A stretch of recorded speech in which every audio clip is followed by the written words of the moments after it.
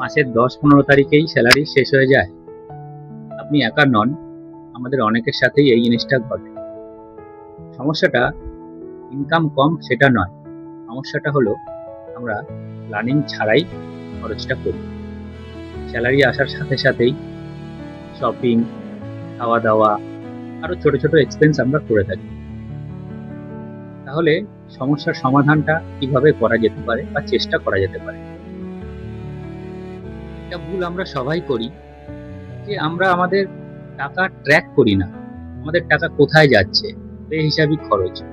আমরা যদি এগুলোর প্রতি একটু নজর রাখি, তাহলে কি আমরা দেখতে পারবো যে আমাদের অনেক টাকা বেহিসাবি খরচ বা আননেসেসারি খরচ, যেগুলো আমাদের কোনো দরকারই পড়ে না।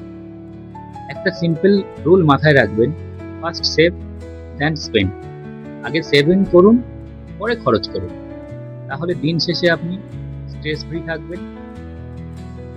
টাকা ম্যানেজ করা কঠিন না, শুধু একটু ডিসিপ্লিন দরকার।